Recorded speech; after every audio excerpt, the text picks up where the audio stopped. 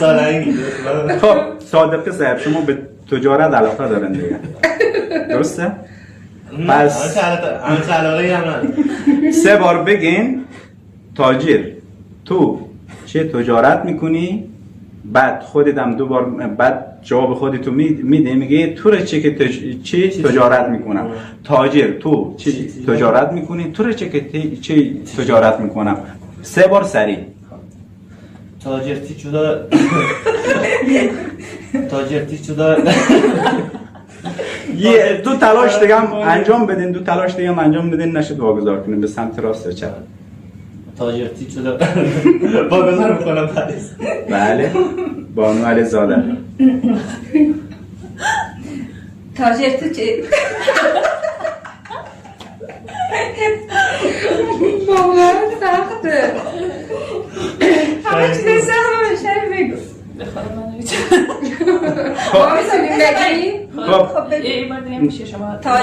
تاجر تو چه تجارت میکنی؟ تو رو چه تجارت میکنه؟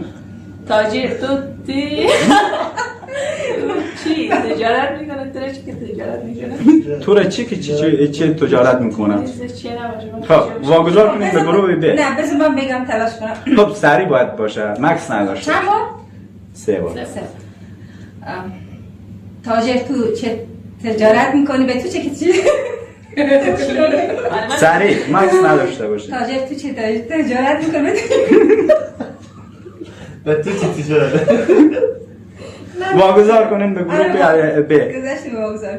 تاجر تو چی تجارت میکنی؟ به تو چی که تجارت تاجر تو چی تجارت میکنی؟ به تو چی که واگذار کنیم سالنگ زد. میتونم بگم نه تاجر تو چی تجارت میکنی که به تو چی؟ نه نمیتونین بگین سالنگی. واگذار میکنم آقای سالنگی شما بگید. تاجر تو چی تجارت میکنی؟ با تو چی که تجارت میکنی؟ تاجر تو چی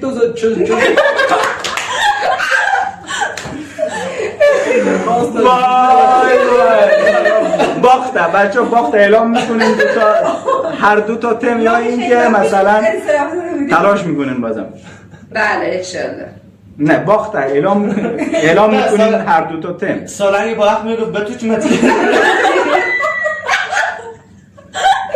اگه که موقعیت میشدم به تو تا خوش هم نداری بچه ها از بگذاریم و بازم تلاش نکنیم. من که نمیتونم. بگذاریم. من تلاش میکنم. تلاش میکنم. اما سعید خب بانو نیلوفر شیخ شمسعلی در شمس آباد. 5 بار تکرار کنین سریع. شیخ شمسعلی در شمس آباد. شیخ شمسعلی در شمس آباد. شیخ شمسعلی در شمس آباد. شیخ شمسعلی در شمس آباد. نه سریعتر.